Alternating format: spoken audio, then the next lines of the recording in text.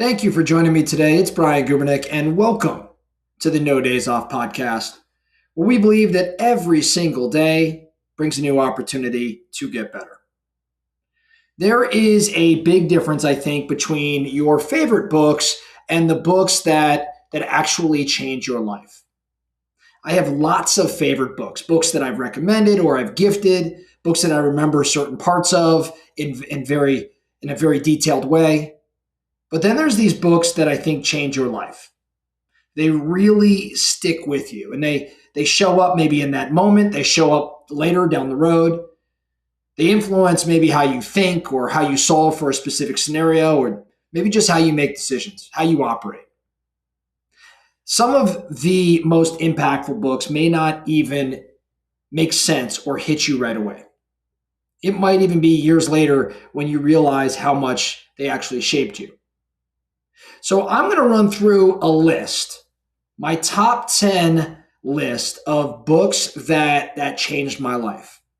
And yes, many on this list are in fact part of my favorites list as well, but some aren't. But for whatever reason, in the moment I read that book, it impacted me in such a way that changed the course of how I was operating in personal or in business. So I want to share with you my 10 books that most changed my life. And maybe you hear some new reads here, some ideas for things you should be reading depending on where you're at in your journey. I don't know. We'll see. The first book on my list is The E-Myth Revisited by Michael Gerber. This book might have been the first actual business book I took seriously. Like I had probably read some books before that in the business sector, but this one really made an impact on me. It was the first one that really made me realize that there is a major difference between doing the work and building something. It was talking about working in the business versus on the business, and it really shifted how I thought about business pretty early in my career. The E-Myth Revisited by Michael Gerber, number 1. Number 2, and these aren't in any specific order, it's just 10, so they're not ranked. Number 2 is The Millionaire Next Door by Thomas Stanley. I read this book when I think I was 22 years old, and it didn't fully apply to me at that time, but it did definitely change how I viewed money up until that point.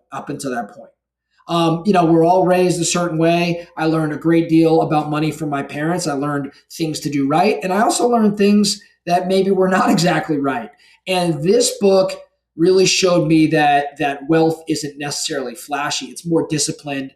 And oftentimes it's really invisible. The Millionaire Next Door. Number 3 on my list, a more recent one, but I freaking love this book. I've mentioned it here at No Days Off. And it's not only one of my favorites, it's obviously one of the most impactful books I've read. And that's The Almanac of Naval Ravikant by Eric Jorgensen. Naval is a special individual, someone who I didn't know anything about prior to reading this book. And it really helped me think differently around wealth and around leverage. The idea that you need to own your content, frankly, it was one of the sparks to creating this particular podcast, No Days Off. So we owe No Days Off, the podcast, to Naval Ravikant and Eric Jorgensen's book, The Almanac of Naval Ravikant. Number 4 on my list, The Untethered Soul by Michael Singer. When I read this book, I was probably at the height of my stress, anxiety, sleepless nights as it pertained to my business and just life in general. And this one really helped me slow down my thinking. It didn't eliminate the stress, but it helped me create a space between what was happening in my world and how I respond. It slowed me down. Frankly, every time I pick this book up, it calms me down in a sense, and I approach the next day, next week, next month a little bit differently. Number 5, this one's both a favorite and an impactful one, Never Split the Difference by Chris Voss. More than any other book, this book changed how I communicate. It made me realize how much better you can get at understanding people if you just listen differently and ask better questions. And sure, there are lots of books out there about asking great questions and books about listening differently. I think that the way Chris Voss combined things at the moment I read this book was very impactful, changed my world. Number 6, Tools of Titans by Tim Ferriss. Now, this is more of a reference manual. Maybe you've seen Tools of Titans. There's one that followed it called Tribe of Mentors. I guess I could put them both in number 6, 6A and 6B, Tools of Titans, and then the second would be Tribe of Mentors, both by Tim Ferriss. They are amazing manuals where Tim interviewed all of these amazing, accomplished individuals and basically just figured out what makes them tick, how they think, their ideas on life and business. I still go back to this one. I mean, it's on my coffee table. It's less about reading it straight through and more about just pulling ideas from people who are performing at really, really high level. Number 7, maybe the book I've gifted most, but also arguably the most impactful of the bunch. Man's Search for Meaning by Viktor Frankl. You've probably heard others recommend this book. If you haven't read this one yet, pick it up, read it, because this book is one that you read and you never forget. It reinforces the idea that meaning, not comfort, meaning is what carries people through really hard situations. And the story told in this book is one of the hardest situations man can encounter. Man's Search for Meaning by Viktor Frankl. Very, very special book. Number 8, Living Forward. This is one that might not be on many lists. Living Forward by Michael Hyatt and Daniel Harkavy. Living Forward is a book about life planning. And I took the program described in Living Forward and put it to work for me in terms of living or thinking, I should say, more intentionally about my life as a whole. And I've been deployed, since I read this book, I've been using the strategy discussed in Living Forward and teaching it to others and talking about it for however long ago this book came out. This changed the way that I goal set, plan my whole world outside of just business. Number 9, Extreme Ownership by Jocko Willink and his partner Leif Babin.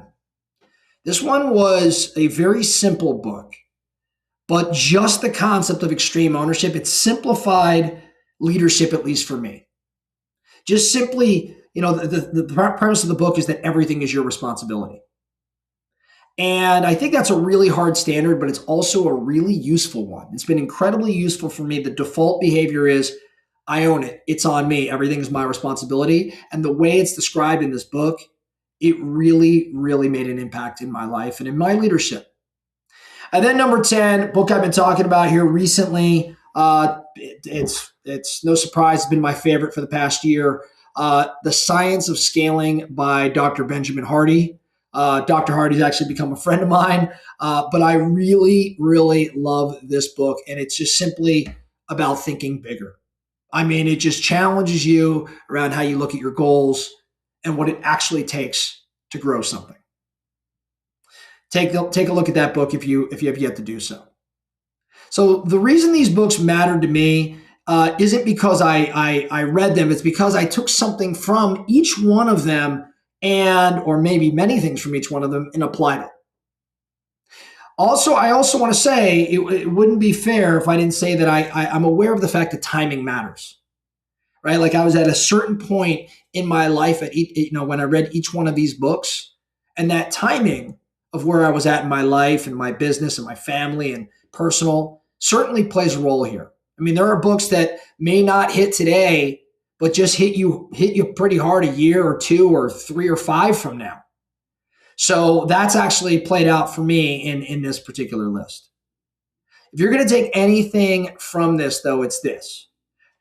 Don't read just to read, right? Like don't go through the exercise of reading because you think it's the right thing to do, or maybe because, everyone says you ought to do it.